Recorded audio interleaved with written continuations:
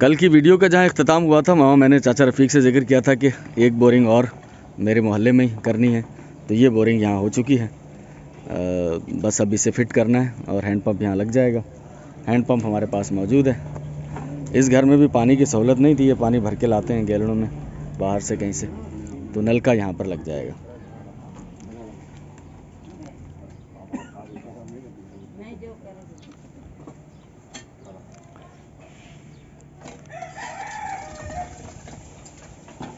तो हमारी जो बोरिंग्स हुई थी, ये बोरवेल हैंडपम्प जिसे कहते हैं, मैं नलका कहता हूँ बार बार, नलका असल में सही लफ्ज़ नहीं है इसके लिए, लेकिन हमारे यहाँ मुस्तामिल नलका ही है। ये हैंडपम्प है, हाथ वाला नलका कह लें इसे या कुछ इस तरह से समथिंग। तो दो मैंने कल जिक्र किया था कि इस मोहल्ले में जहाँ मेरा घर है, जहाँ मैं नज़दीक ही रहता हूँ, मैंने कभी अपना घर बाहर से आपको नहीं दिखाया।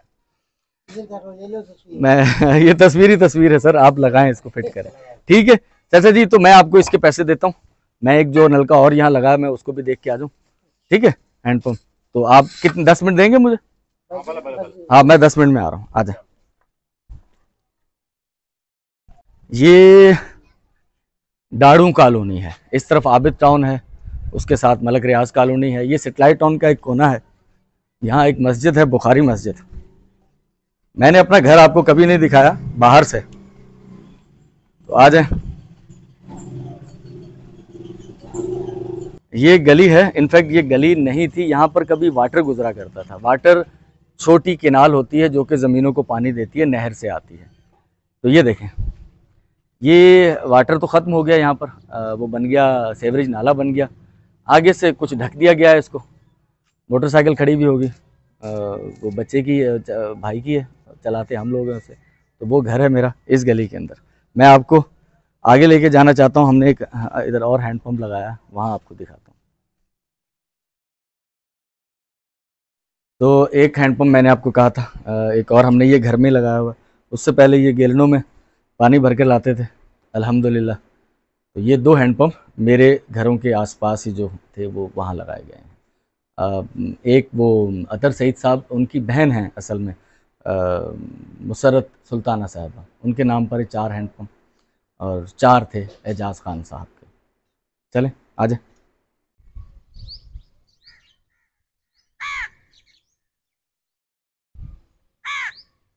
पस मंज़र में मेरे आपको क्या नज़र आ रहा है?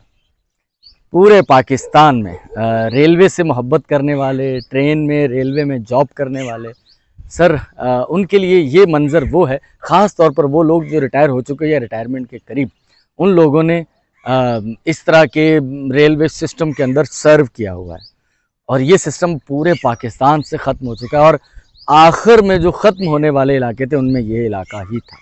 जैसे 2005 में यहाँ ये लोकोमोटिव जो हैं, ब्लैक काले लोकोमोटिव आपको दूर नज़र आ रहे होंगे, तो ये लोको शेड कहलाता है। यहाँ इन जो लोकोमोटिव थे ब्लैक वाले, उनकी ओवरहालिंग वगैरह, उनकी मेंटेनेंस वगैरह, उनका जो डेली रोज़मर्रा का जो चेकअप होता होगा कि इनकी फ़िटनेस का चेकअप, तो वो यहीं होता था। अब यहाँ 3-4 कुछ लोकोमोटिव हैं ब्लैक वाले। कोशिश करूँगा कि वहाँ तक पहुँच पाऊँ। और ये शहर से मीरपुर ख़ास रेलवे स्टेशन से आता हुआ रास्ता, और यहाँ से एक मीटर गेज की लूप लाइन और दूसरी इसके साथ ही कुछ वहाँ से गुज़रती है जो कि इंडिया जाती है, खोखरा पार। तो ये है वो लोकोमोटिव। और मेरी यहाँ रुकने की वजह क्या है भाई? एक वजह तो वही है कि मैं ये चीज़ें दिखाता रहता हूँ। दूसरी ये दरख्त, गर्मी चूँकि शदीद हो चुकी है, तो हम कुछ काम कर रहे थे, फ्री हुए, तो मैंने मुश्तबा साहब को कहा किसी ठंडी जगह चलते हैं। तो हम सोच रहे थे, ठंडी जगह से नॉर्मल बंदे का जहन आता है कोई ऐसी जगह जिसमें कोई एयर कंडीशन हो। मैंने कहा नहीं, नेचुरल हो। उसे भी पता था कि ये हम कोई एयर कंडीशन नहीं ढूंढ रहे ना, हम नॉर्मली एयर कंडीशन वाले घरों में रहते हैं, ना ही हमारी कोई 10 तरह से ऐसी चीज़ें। तो हमारा जहन में यही था कि कुछ बाग वगैरह जहाँ दरख्त वगैरह हों। तो ये सर अभी भी अगर आप इसके नज़दीक हों कहीं और आपको गर्मियों की दोपहर में कहीं आना हो, सर आप यहाँ आइए। नीम के दरख्त देखें, एक तो वो टाली का दरख्त है, ओ माशाल्लाह सुभान अल्लाह, काफ़ी पुराना है। उसके बाद नीम के दरख्त हैं, ये देखें। और इन पर कौवे या और मुख्तलिफ चरिंद परिंद उनकी आवाज़ें, तो माशाल्लाह बड़ी ज़बरदस्त किस्म की यहाँ छाँव है। तो काफ़ी रिलैक्स माहौल है यहाँ पर। बाहर तो धूप है लेकिन दरख्तों के छाँव के नीचे जो है ना, अरे सर सुभान अल्लाह। अब मेरा ख्याल है कि मैं माइक जो लगा हुआ है इसे उतारूं ताकि आप और नेचर की आवाज़ें कुछ सुन पाएँ। अब मैंने माइक उतार दिया है, अब कुछ आप नेचर की आवाज़ें भी सुन पाएंगे यहाँ।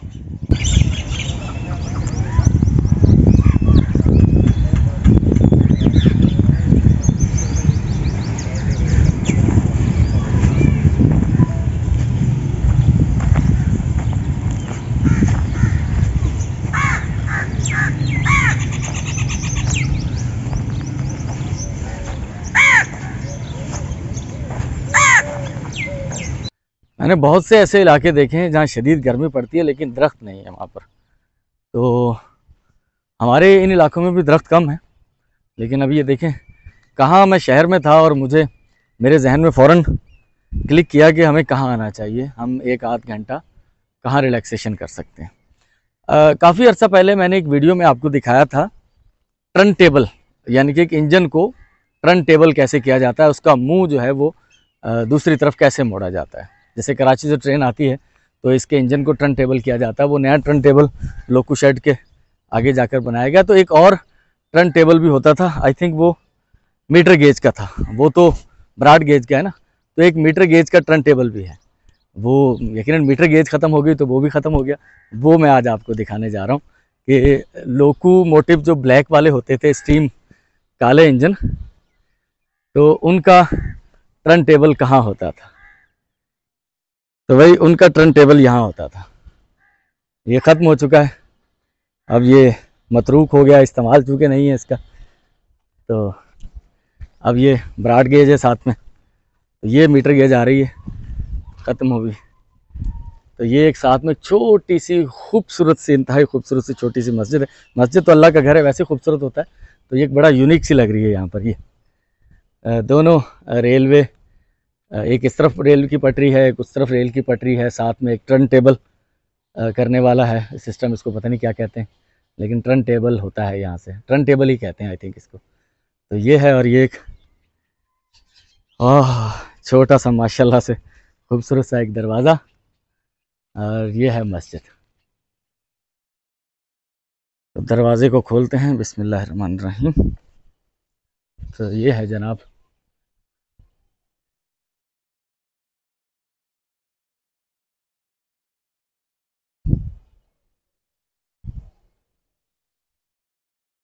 हाँ, ये जो दरख्त है, सर सोच है आपकी कि ये कितना कदीम होगा। अब ये मुझे कोई वही शख्स बता सकता है जो यहाँ जॉब करके जा चुका है, और वो भी कुछ 70-80 साल की किसी की उम्र हो, तो वो मुझे बताएगा कि ये कितना कदीम है। और इसकी जो वज़ाकता है वो तो ये बता रही है कि दर्जनों माह साल देखे हैं इसने, कितने लोग इसकी छाँव में बैठे होंगे, बहुत मुश्किल है ये बताना। मस्जिद भी इसकी छाँव में ही बनाई गई है। अब इसकी उतनी छाँव नहीं रही, किसी ज़माने में ये बहुत घना होगा। अच्छा ज़बरदस्त किस्म का लुक आ रहा है, वाइब्स बहुत अच्छी रूहानी टाइप की आ रही है ना। यहाँ दरख्त के नीचे एक छोटी सी मस्जिद, और साथ में टर्न टेबल लोकोमोटिव का। ये इससे पहले मैंने कभी वीडियो में नहीं दिखाया। हैंड पंप चल रहा है माशाल्लाह। ये इसके कॉलोनी के उस तरफ ही है वो इलाका जहाँ हमने हैंड पंप लगाए हैं।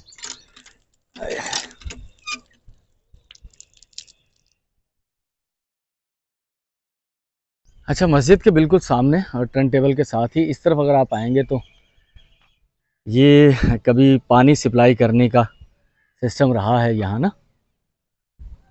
पानी की टंकियाँ हैं, ये लोहे की बनाई हुई, अंग्रेज़ दौर की, लेकिन अब तो ये इस्तेमाल नहीं होती ना। और इस तरफ सामने नज़र आ रहा है कि कोई तालाब रहा होगा रेलवे का अपना, जिसमें पानी ज़ख़ीरा हुआ करते होंगे और फिर इनके ज़रिए सप्लाई करते होंगे। अब तो खैर यहाँ ये उजड़ा दयार है, सब कुछ ख़त्म हो चुका। बस यादें हैं, खूबसूरत यादें। कौवा और मैना, एक कौवा है, दो मैना हैं, ये भी छाँव के नीचे आराम कर रही हैं। हाँ भाई, एक डाल पे तोता बोले, एक डाल पे मैना। कैसी हो आप मैना भी? ठीक है। नहीं नहीं, मैं आपको डिस्टर्ब नहीं कर रहा, आप यहाँ रह सकती हैं। अरे ये, अरे ना करे भाई, ये तो शिकार करने के चक्कर में लग रहा है इसका।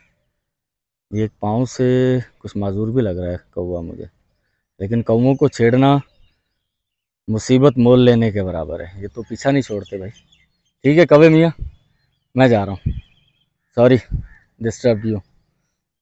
हाँ हाँ, सर क्या सीन है माशाल्लाह से, उड़ नहीं रही अभी।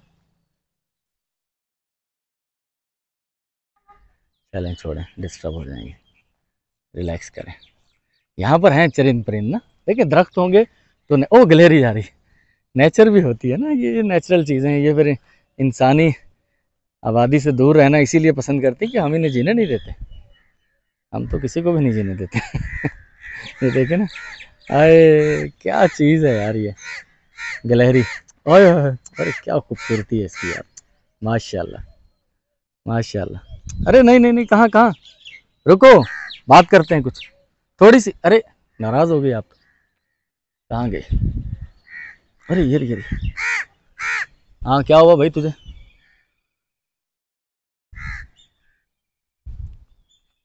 अरे शर्मीली है यार, शर्मा रही है। हाँ तो इधर काफ़ी दरख्त है और इधर लोग भी कम आते हैं ना, बस गर्मियों में कुछ लोग आकर बैठ जाते हैं। और ये चील भी है, चीलें भी हैं, कौवे जो है ना ये दहशत गर्द हैं।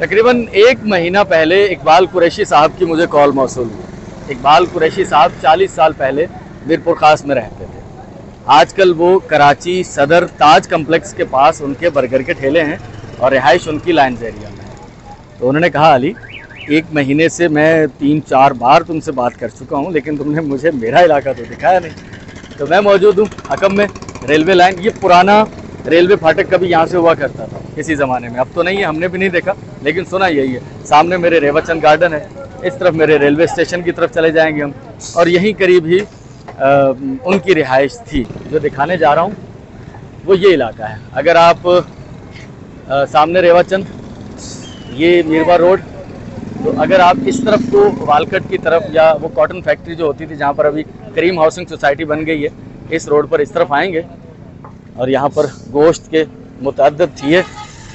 तो इस तरफ ये जो कोना है, यहाँ से शुरू हो रहे हैं एक मकानात की कतार। तो इन्हीं 8, 10, 12, 15 ये जितने मकान हैं वहाँ से शुरू होकर इस तरफ आप जाते रहेंगे। तो अब एग्जैक्टली मुझे मालूम नहीं है ना, एग्जैक्टली इकबाल कुरैशी साहब ने मेरा ख्याल है दूसरा या तीसरा मकान उन्होंने बताया था। तो इन्हीं में से कोई ना कोई घर इकबाल कुरैशी साहब का रहा है कभी। टावर की भी उन्होंने निशानदेही की थी।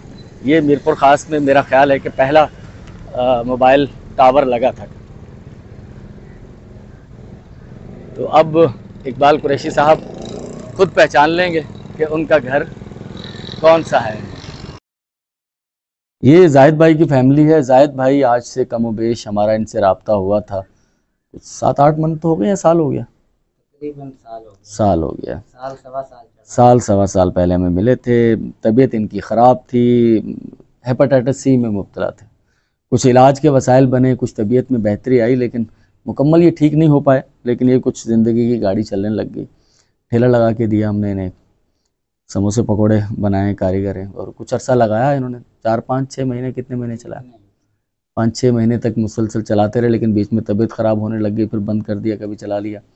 अभी भी तबीयत ख़राब हो जाती है क्योंकि हेपेटाइटिस सी से मुकम्मल रिकवर नहीं हुए थे। बीवी उनकी, भाभी हमारी, वो किडनी के मसाइल और डायलिसिस पर है। सर ये काफ़ी सीरियस भी है। हाँ, तबीयत इनकी, अस्पताल से मिल हाँ, सकते हैं। नहीं मैंने खुद देखा है, आप डायलिसिस कराने जाते रहते हैं। तो अब फिर कराची गए हुए थे, उसके बाद वापस आए। तो कराची जाने के बाद जाहिद साहब फिर वापस आए, फिर आपको हैदराबाद जाना है दोबारा? हैदराबाद इसलिए गए सर, वहाँ हर कोई रुला रहा था हमारा केस अच्छा, नहीं, कराची, हमारा केस नहीं। कराची जाकर तुम मायूस वापस आए? बिल्कुल तो कितने पैसे खर्च हो गए वहाँ? सर, तकरीबन 8-9 के करीब। 8-9 हज़ार खर्च हो गए। जी। अभी हैदराबाद जाना है आपने, चेकअप वेकअप कराना है, कितने पैसे लग जाएंगे आप? तकरीबन सर पैसे तो बहुत लगते हैं, वो तो आना जाना हमारा हुआ, क्योंकि किसी ने कुछ नहीं देखा, सही। है ना, किसी ने देखा ही नहीं, वहाँ चेक ही नहीं करा। नहीं तो हैदराबाद जब आप जाएंगे तो हैदराबाद तो आप किसी डॉक्टर के पास जा रहे हैं, हॉस्पिटल जा रहे हैं, कहाँ जा रहे हैं? हाँ, हॉस्पिटल ही जा रहे हैं सर। सिविल में? हाँ, तो वहाँ तो लालबत्ती। इलाज वगैरह तो वहाँ उसके तो मेरे ख्याल वो चेकअप वगैरह तो फ्री होता है। नहीं सर, पैसे हाँ, लगते हैं, बल्कि इधर जो है ना हैदराबाद में पैसे लगते हैं, वहाँ नहीं लगते पैसे। नहीं, हैदराबाद जो लालबत्ती जिसको कहते हैं, लम्स हॉस्पिटल, हाँ, लम्स हॉस्पिटल पीछे, हाँ वहाँ पे रिपोर्टों के इनके पैसे लगते हाँ, वो रिपोर्टों वगैरह कुछ पैसे लगते हैं। कितने लग जाएंगे आपके अंदाज़न, आपको कितने दे दिए जाएंगे? हैं सर। ये अंदाज़न तो कुछ अंदाज़ा आप दिखाते रहते हैं ना चेकअप। सर खर्चा हमने ये देखा है कि अगर हमारा आना जाना होता है ना, तो 2000 तो हमारा खर्च हो जाता है आना सही, जाना खाली, ठीक सही। है ना। बकाया वहाँ जाहिर है लक्ष्यों का किराया भी है।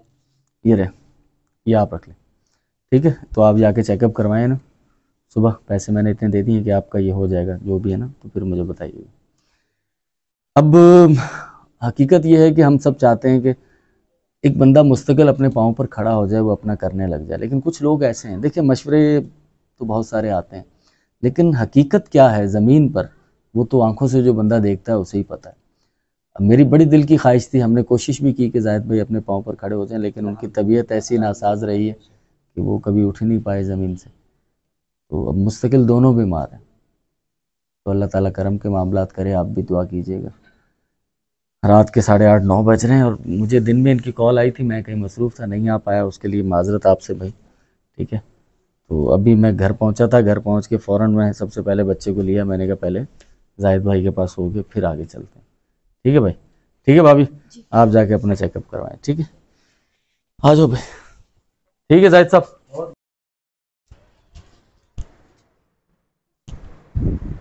मैं जिस घर में मौजूद हूँ, एक खातून हैं, बेवा हैं, बड़ा बेटा उनका मैट्रिक पास कर रहा है अभी। उसके बाद उसने आगे एक टेस्ट देना है। माँ की ख्वाहिश है कि बेटा नेवी में जाए, तो नेवी का कहाँ है वो लेटर, लेटर दो बेटा। तो वो जिस एकेडमी में उसने पढ़ना है, जिसमें वो टेस्ट देगा जाकर, 1000 रुपया एडमिशन फीस है इसकी और 6000 रुपया मंथली और 4 महीने का ये कोर्स है। तो मेरी बात हुई थी अनीस भाई से, हमारे और भी मेहरबान हैं जो ये चाहते हैं कि यार बच्चों में थोड़ी इन्वेस्टमेंट हो जाए। तो लेकिन अनीस भाई ने ये कहा, मैंने उनसे जिक्र किया, उन्होंने कहा कि ये जिम्मेदारी मैं लेता हूँ। तो मैंने उनसे जिक्र किया था कि कुछ 10,000 रुपये समथिंग उन लोगों ने जमा किए हुए हैं, कुछ पैसों की उन्हें और नीड है। तो ये 4 महीने का इनका कोर्स जो है ये 25,000 में बन रहा है। 25,000 रुपये, 6,000 रुपये मंथली फीस होगी, 1,000 रुपये एडमिशन, तो ये 25,000 में बनेगा। तो अनीस भाई ने कहा था वो मेरी तरफ से कर दीजिएगा, जो जितने पैसों की उनको नीड होगी, ज़रूरत होगी कि बच्चा पढ़ जाए, और एक माँ की, एक बेवा माँ की जो ख्वाहिश है कि मेरा बच्चा नेवी में जाए, बच्चा भी ये चाहता है कि मैं नेवी में जाऊँ, तो ये नेवी के लिए तैयारी करवाएंगे। तो इंशाल्लाह अनीस भाईजान 15,000 रुपये आपके बिहाफ पर, आपकी तरफ से मैं इस खातून को दूंगा, ताकि और फिर अल्लाह खैर करे इंशाल्लाह 4 महीने के बाद प्रोग्रेस भी लेंगे इनसे कि कैसा हुआ इनका कोर्स। तो ठीक है भाई बहन, मैं आपको 15,000 रुपये देता हूँ, आप बच्चे का एडमिशन और पूरी फीसें एक साथ ही दे दीजिएगा। ये मैं मशवरा दे रहा हूँ, हर महीने 6,000 के बजाय आप 4 महीने की उन्हें यकमुश्त दे दें, आपकी सारी टेंशन रिलीज हो जाएगी, ठीक है ना? बहन पैसे मिल गए आपको? जी, आप मुझे पैसे मिल गए, आपका भी शुक्रिया, जो दे रहे हैं उनका भी शुक्रिया। अल्लाह मियाँ आपकी दिली मुरादें पूरी करे, उसकी भी करे जो हम जैसे गरीबों पे हाथ रख रहे हैं। ठीक है, और भी अच्छा दिया आपको। बहुत शुक्रिया बहन, बहुत शुक्रिया। बाबा जी पहले तो आप मुझे ये बताएं, आप अंदर से क्या बातें करते हुए आ रहे थे? मैं बात ये कह मैंने सुनी है कान में थोड़ी सी, आप कहते हैं अल्लाह ऐसा भी भला करे जरा दोपहर रोलता पे। अब दोपहर लगी है। चले बाबा जी, ये 15,000 रुपए हैं, कड़क नोट हैं और कड़क आपकी आंखें भी हो जाएं अल्लाह करे। इंशाल्लाह तो आप ये, जैसे आपने मुझे कहा कि 10,000 आपके पास हैं, हाँ जी 25,000 की उनकी डिमांड है डॉक्टर की, ठीक है। जी आप 1 दिन 2 दिन 3 दिन जी जी आप ऑपरेट करवा के आप मुझे बताएंगे। जी जी बिल्कुल। ठीक मैं है। तो सुबह भी जाकर देखूंगा अपने डॉक्टर साहब ने केड़ा दिन देता। हाँ चले, अल्लाह खैर करे, ठीक है। बस दुआओं में याद रखना, ये पैसे जिन लोगों ने भेजे उनके लिए। अल्लाह ताला तुम सब नु खुश रखे, अल्लाह ताला आमीन आमीन। ठीक है बाबा जी, मेहरबानी बहुत। ओके ओके, अल्लाह हाफिज़, अल्लाह हाफिज़। मुझे याद नहीं कि मैंने आपको बताया या नहीं बताया, हमारी वो जो कैंसर पेशेंट थी, अल्हम्दुलिल्लाह अल्हम्दुलिल्लाह उनका मेरी बात हुई उनसे कल, उनका 25 तारीख को ऑपरेशन हो चुका है। कल शायद वो घर आ जाएं, जब वो घर आ जाएंगे तो फिर मैं आपको दिखाऊंगा, फिर उनसे बातचीत करेंगे। और कैंसर चूँकि ब्रेस्ट कैंसर था, तो जिनको इसके बारे में पता है कि ये कितना ख़तरनाक किस्म का मामला होता है और उसके बाद क्या किया जाता है ऑपरेट करने के बाद वो, लेकिन अल्लाह करम करे। अभी मैं जा रहा हूँ क्योंकि मुझे कल पता चला कि उनके घर पे राशन नहीं है। वालदा 8-10 दिन से हॉस्पिटल में थी वहाँ, और होते भी तो यहाँ पर परेशानियाँ तो है ना, क्योंकि वो 12,000 रुपये पेंशन है उनकी, उस पर घर चलाना खासा मुश्किल है। तो मोहल्ले की जो परचून की दुकान है, मैं वहाँ जा रहा हूँ ताकि उन तक कुछ राशन पहुँचाया जाए। अल्लाह करम करेगा इंशाल्लाह। बिस्मिल्लाहिर्रहमानिर्रहीम। ले आए भाई, ले आए। रमज़ान के बाद अब पहली तारीख भी आ रही है, लेकिन ये उससे पहले जाएगा उसी घर में। बिस्मिल्लाहिर्रहमानिर्रहीम। थोड़ा सा आगे, थोड़ा आगे करो। तो ये हमारी उसी बहन का घर है जिनका ऑपरेट हो गया है। कैसी क्या रिपोर्ट आई है अभी तक? भाई कल डॉक्टर आएंगे ना तो कल अच्छा बताएंगे। अच्छा, यानी कि ऑपरेशन तो हो चुका है। जी भाई। चले, तो अभी जो बात हुई थी, अम्मी कैसी हैं, क्या बता रही हैं? अभी इरफान से बात हुई थी, वो हैदराबाद गया था, कोई रिपोर्ट करवाई उसके लिए। अच्छा, तो अम्मी के पास मोबाइल नहीं है, वो घर पर ही है। सही सही। चले, राशन आ गया आपके पास, ठीक है। भाई भाई बेटे में चाय बना। नहीं नहीं, बहुत शुक्रिया, चाय वाय नहीं पीनी, ठीक है। तो मैं आपसे इजाज़त चाहूँगा। मैं इस वक्त मौजूद हूँ जहाँ मेरा बचपन का एक बड़ा हिस्सा गुजरा, फारूकी मस्जिद, मलिक रियाज कॉलोनी। और आपसे इंशाल्लाह कल मुलाकात होगी। दुआओं में याद रखिएगा। और जितने भी फरिश्ता सिफ्त नेक सीरत लोग जिनके चलाए हुए ये सिलसिले, उसमें एक छोटा सा पार्ट, एक छोटा सा किरदार मैं भी हूँ। तो अल्लाह ताला इस्तकामत दे, आप भी खुश रहें। जितने लोगों के मैसेजेस आ रहे हैं, सर बहुत शुक्रिया, थैंक यू। आपसे कल मुलाकात होती है। पैट्रियन पर ज्वाइन कीजिएगा, चैनल को सब्सक्राइब और दोस्तों तक शेयर ज़रूर कीजिएगा। अल्लाह हाफिज़।